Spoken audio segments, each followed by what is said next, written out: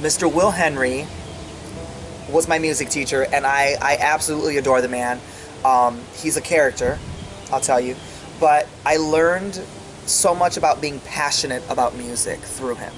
And watching him, even how he was directing and how he was composing. To be honest, as a side note, the college that he went to was actually in Chicago.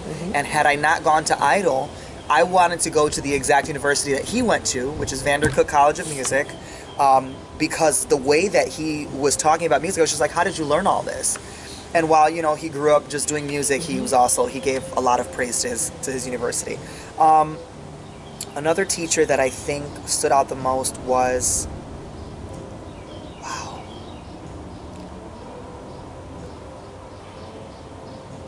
I want to say it's Miss O'Kane, Mrs. Linda O'Kane. She was my English teacher, and she just always had a smile. She always had a smile. And I remember that there was a very pivotal moment for me in high school where I was very much struggling with my identity and struggling with, you know, wanting to be Christian and wanting to be, you know, my authentic self. And, you know, I was already out. I was openly gay in high school. And this was before I had come out to my family. So it was just, you know, school for me, as crazy as it sounds, I wanted to be at school because I felt like I could be myself. And that was the only place that I was really open. And I got to do things like sing, and I got to do things like, you know, talk about boys like how I wanted to. And I remember writing a paper specifically about why being gay was bad with my English teacher. And it's a paper that I never showed my parents. It's a paper that I never showed anyone. It was just strictly for school. And I remember her pulling me aside and just telling me, hey, you know, I'm not supposed to cross this boundary, but God loves you. I love you. You need to love you. Wow. And for me, being such a I was a teenage boy, not knowing if I was doing the right thing and still trying to figure things out. I remember just feeling like, okay. She was amazing. That's good. I want to start off by saying that I'm immensely grateful for the opportunities that I've gotten because of Idol. You know, things like this interview have happened because of American Idol, quite frankly.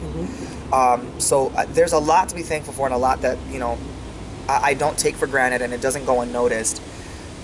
But 6 years later, I do think it's time to let go of the title. And the reason for that is that, you know, when I got onto the show, I was still in high school. I had no idea what the music business was about.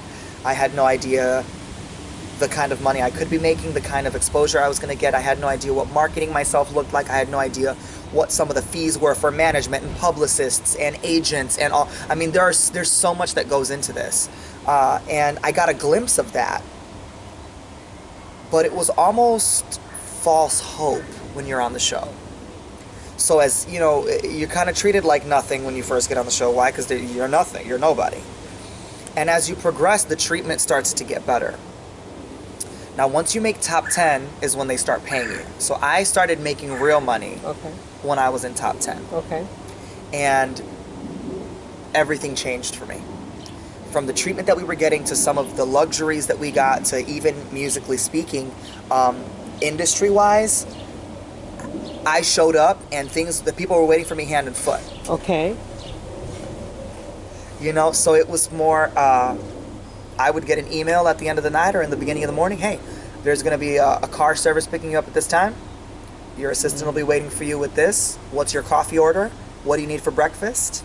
They did my groceries for my villa. I showed up to my studio session. I didn't buy any clothing, and there was a rack full of clothing with tags on them. They said, we have this photo shoot for this long. After this, you're doing press. And then we're going to break for lunch. And that's going on the company credit card. And then we're going to fly you home first class because you have prom to go to. And this and whoop-de-whoop. I was in the studio recording a song, and the next day it was on iTunes. I don't know the process. I wasn't getting royalties because obviously it was released by Idol. Like, I knew nothing. And so while it was great because it was efficient for me at that age, and I was being able to tell people like, oh, I have my songs are out, vote for me, blah, blah, blah. When you're off the show, they just let you go. Almost, so when I got off the show, I was bound to what was supposed to be a 5-year contract, meaning that I could not perform on a stage with the title and or name having to do with American Idol being promoted with them not getting a cut and or being aware of it. So while that was trickier than now, because when I'm fresh off the show, people are only introducing me as Devin Velez from American Idol. That was my hyphenated last name. And that being the suffix of my name, but them not promoting or booking, it bound me to almost not use that, but using it would get me to different platforms. So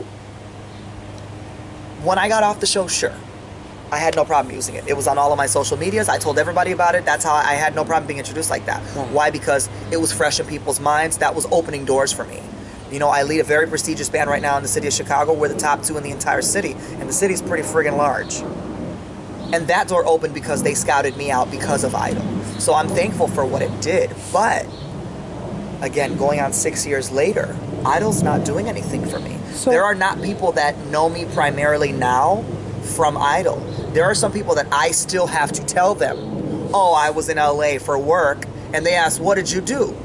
And then I got to tell them, oh, I was, 8th place out of the country, season 12, 2013. So because I don't feel that it's relevant right now, specifically also now that it's on a different channel, I was bound by Fox. This is ABC now. That's a whole different ballgame. I don't know about that. Moving forward, I want to know that I could do this myself, and I don't want to give credit right now to something that is not giving me anything now.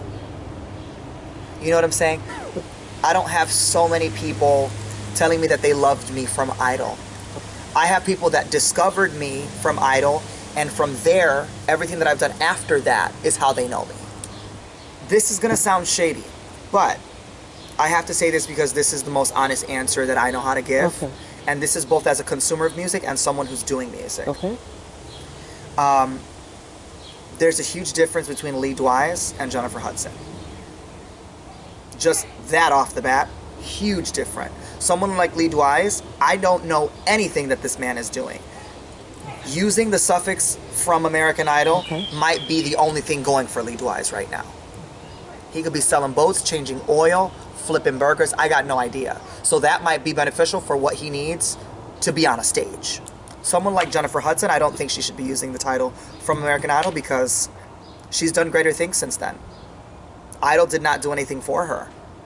She got off of Idol, and for that short period of time, you use that as a platform, and what people see you here gets you to other places. I'm not saying forget about where you came from, but I'm saying that you do have to graduate from that. That's almost like saying, my whole life my mother was supporting me. Okay. When you're 18, you have to stop being supported by someone. And so, looking at someone like Carrie Underwood and Kelly Clarkson, they don't forget what Idol did for them, but their last names are not from American Idol. Kelly Clarkson has made a name for herself outside of that. Carrie Underwood has done the same thing. Kelly Clarkson done the same thing. Yeah. Jennifer Hudson has done, countless things. Her last name is Oscar winner, Grammy winner. You know what I'm saying? So for me, I'm trying to have another hyphenated last name. I think that there are levels to this industry, and the same way that there is growth for people, I think there's growth in the business. And it's almost like working your way up in an industry. You know, you start working at McDonald's. When you start, you're just the janitor. You move up to register, you move up to fry cook. You might own that location. Hopefully you become a district manager, and then, and you move up.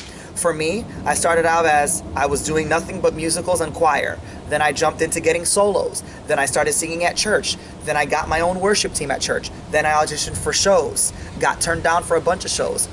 Made it to Idol, won 8th place. Could have never imagined that. From that, I'm doing other things, and I don't want it to seem like that is the only thing that makes me the singer that I am today, because it's not. I've been singing before Idol, and I'm going to be singing after Idol. If I could pick any song that I sang from Idol as an outro, I think it would be I am alone at a crossroads. I'm not at home in my own home. But I've tried and tried to say what's on my mind. But you should have known and know.